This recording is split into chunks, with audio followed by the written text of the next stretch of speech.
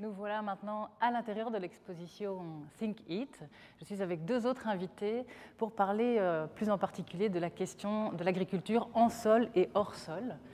Alors, je suis avec Justine Monville, qui est bio-ingénieure, recherche et développement aux Champignons de Bruxelles, et avec Francisco Davila, qui est biologiste, chercheur en agriculture urbaine à l'Université libre de Bruxelles et co-coordinateur du projet Cidesol. Il est également consultant pour le Centre d'écologie urbaine. Bonjour à vous deux. Alors, je vais commencer par quelques petites questions pour toi, Justine. Première question, peux-tu te présenter en 2 minutes ?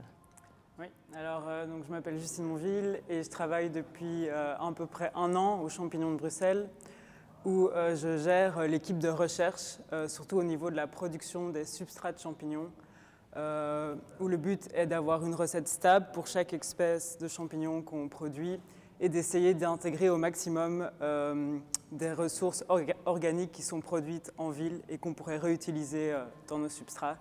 Et donc aux Champignons de Bruxelles, on produit des champignons et des micro-pousses dans les caves et c'est plus ou moins 6 tonnes par mois. Voilà. Est-ce qu'on peut dire aux Champignons de Bruxelles, ou toi en particulier, que vous êtes des agriculteurs, agricultrices urbaines? Est-ce que tu te considères comme ça? Oui, je pense que c'est même important comme titre, dans le sens où on a vraiment cette envie et cette mission de vouloir produire en ville, donc le mot agriculteur, vraiment de nourrir les gens et que ce soit une part même importante de la nourriture qu'ils puissent consommer et que ça ne reste pas anecdotique. Donc oui, c'est un titre qui correspond bien à ce qu'on fait. J'ai déjà goûté les champignons du champignon de Bruxelles, que je trouve très bon et j'aime bien parce que ce sont des variétés un peu particulières. Ouais. Alors, est-ce que tu peux nous en dire plus pourquoi ces choix de variétés-là? Et est-ce qu'il y a un lien aussi avec le substrat que vous utilisez? Oui, donc en fait il y a énormément d'espèces de champignons. Mais nous, comme je disais, on avait vraiment cette volonté de nourrir la ville. Donc on devait pouvoir être capable de produire quand même en grande quantité les champignons. Et aussi de produire en ville, donc d'avoir des ressources qui étaient disponibles ici à Bruxelles. Et donc il nous fallait des champignons où il y avait déjà une culture en intérieur qui avait été développée et imaginée. Et donc ça correspond à certains types de champignons qui sont des saprophytes, donc des champignons qui savent décomposer le bois. Et donc c'est un peu avec cette contrainte-là de production de masse qu'on s'est orienté vers ces champignons qui paraissent exotiques, mais ils le sont plus d'un point de vue culturel parce que les cultures ont été développées, les moyens de production ont été développés surtout en Asie, mais c'est des champignons qu'on peut retrouver dans nos habitats aussi ici en Europe. Et donc ouais, c'est plus avec ces deux contraintes de matière organique présente dans la ville et moyens de production qui ont déjà été développés pour la culture à grande échelle qu'on s'est tourné vers ces champignons-là. Oui, et puis c'est agréable d'avoir plusieurs sortes comme ça quand on va au magasin de champignons. Et puis je me suppose que la drèche de bière à Bruxelles, il y en a vu qu'on boit de la bière à Bruxelles. Et qu'est-ce que ça fait de faire pousser des micro-pousses, qui sont des petites plantes ou des champignons sous la terre et pourquoi finalement sous la terre? Pourquoi, enfin voilà, un petit sujet, parce que c'est vrai que l'agriculture, on imagine toujours ça, à l'air, sur la terre. Pourquoi sous la terre et qu'est-ce que ça fait de faire ça finalement? Je pense que qu'est-ce que ça fait, c'est très chouette de voir qu'on peut réhabiliter comme ça des espaces en ville qui n'ont plus vraiment de fonction et de voir que ça marche bien aussi, qu'on arrive vraiment à quelque chose de concret. Et pourquoi? C'est parce qu'on avait besoin d'un environnement qui était très stable.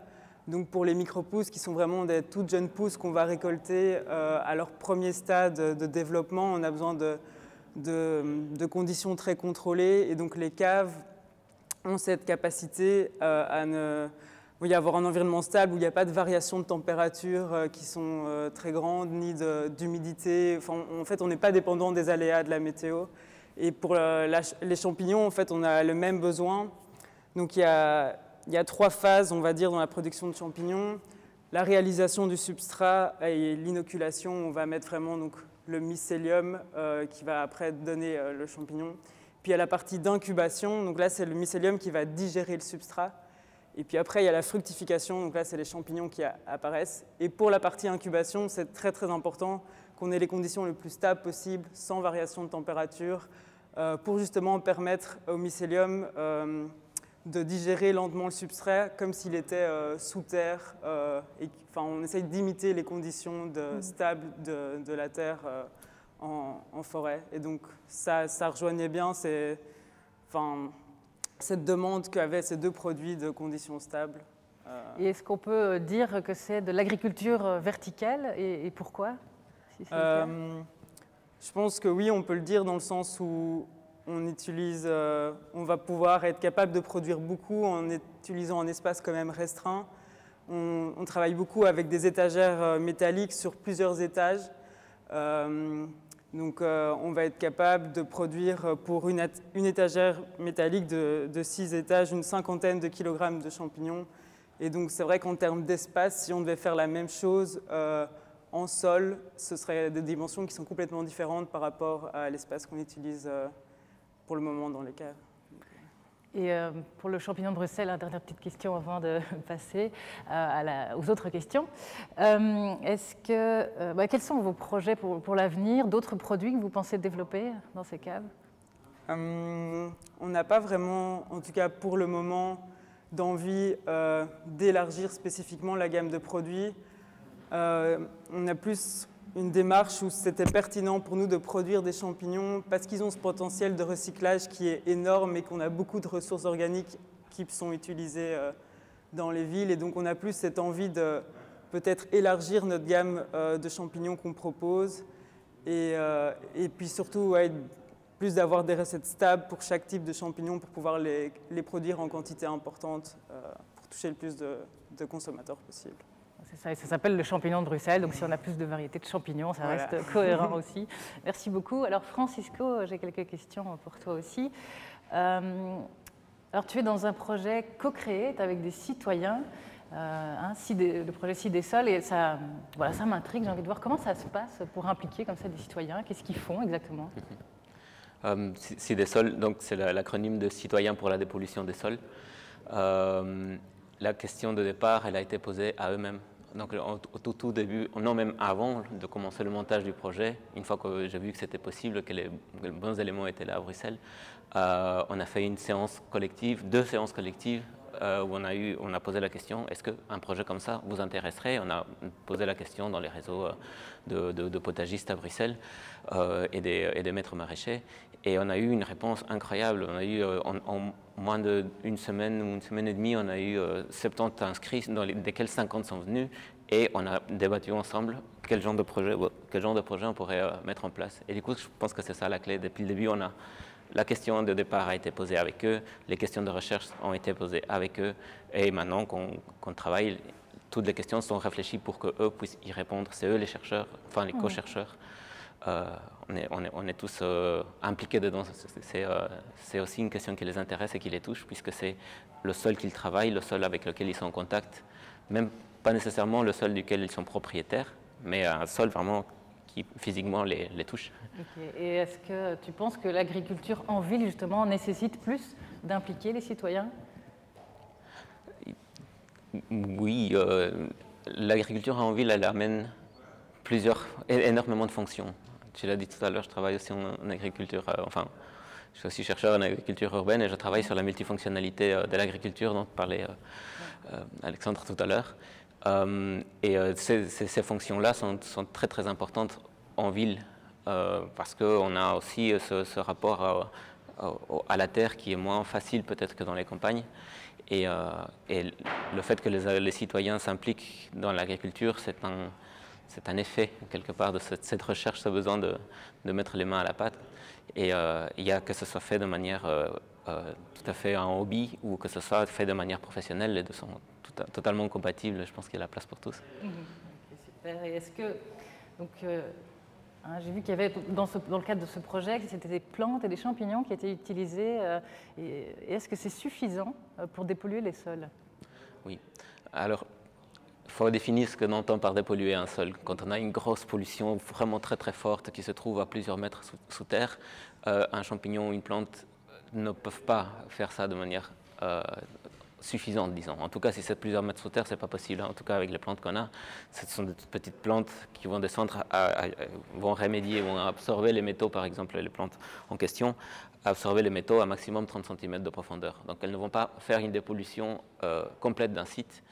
Donc, on vient ici dans une approche vraiment alternative à ce qui existe, aux techniques de dépollution qui existent, justement, surtout pour toutes ces personnes qui sont, toutes ces parcelles à Bruxelles qui ne sont pas concernées par le système actuel de dépollution qui est beaucoup plus massif et qui va venir soit, oui, excaver des terres et les remplacer ou utiliser d'autres techniques. Ici, on va vraiment essayer de remédier la partie supérieure du sol. Et ça prend des années parce qu'on y va vraiment avec le rythme de la nature en favorisant surtout la vie du sol. Ça, c'est la partie essentielle et la plus importante.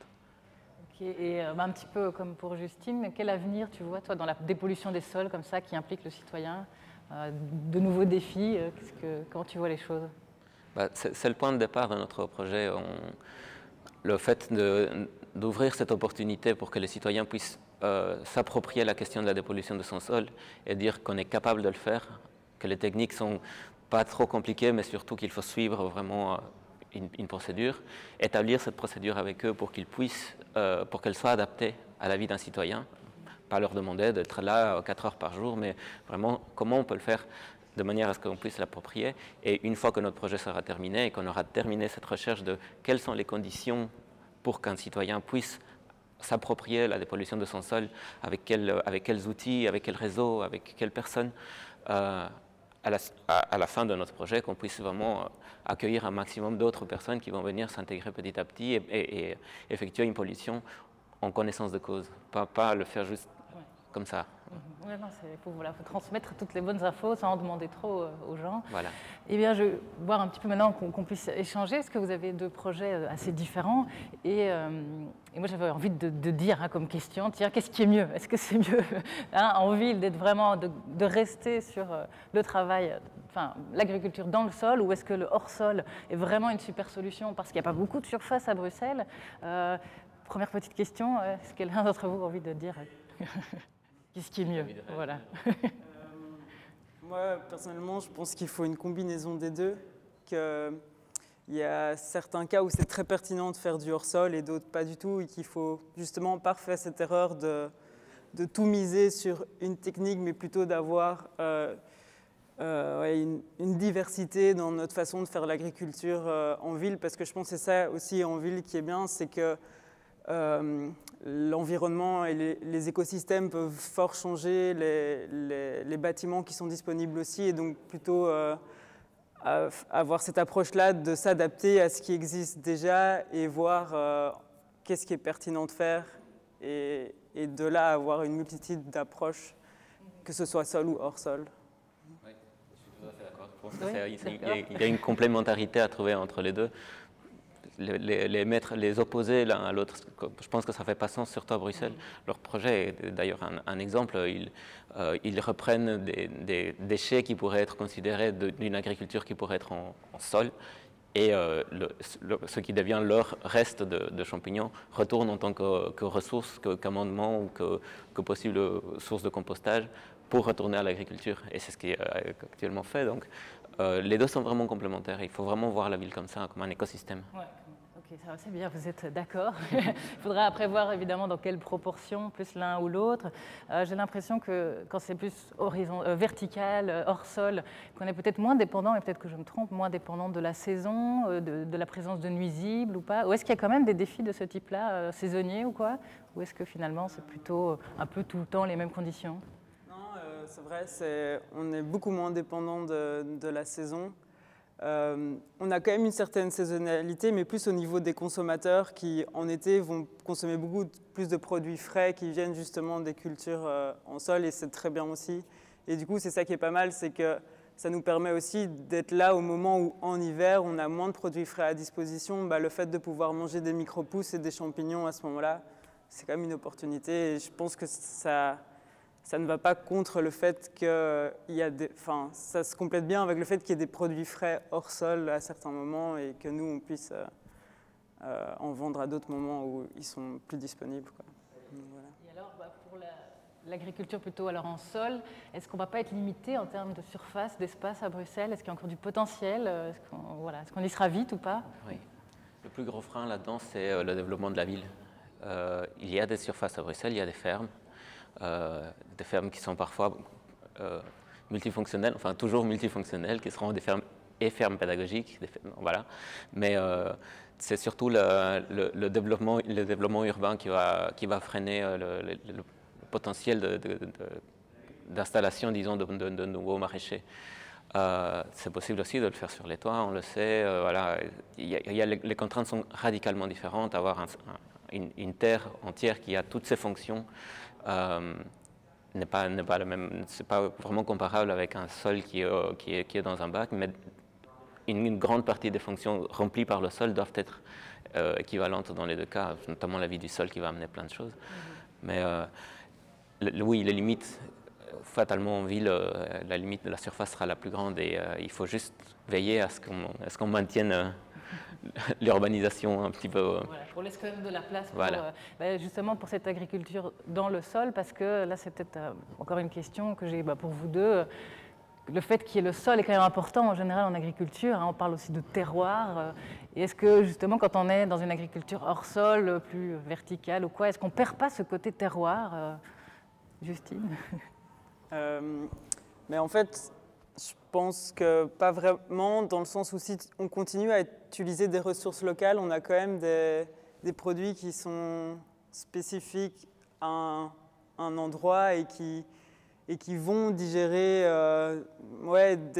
les substrats vont être différents en fonction de est-ce qu'on a beaucoup de trèches pour le moment, de pins rassis, et donc au final, il y a quand même cette diversité et c'est pas standardisé toujours la même chose. En fait, c'est juste une autre sorte de diversité, mais elle est quand même là dans les ressources qu'on utilise, quoi. C'est pas le terroir du sol bruxellois, mais c'est le terroir de ce que les Bruxellois auront bu. Oui, c'est ça. Quelque part, je ne sais pas si on peut dire ça comme ça.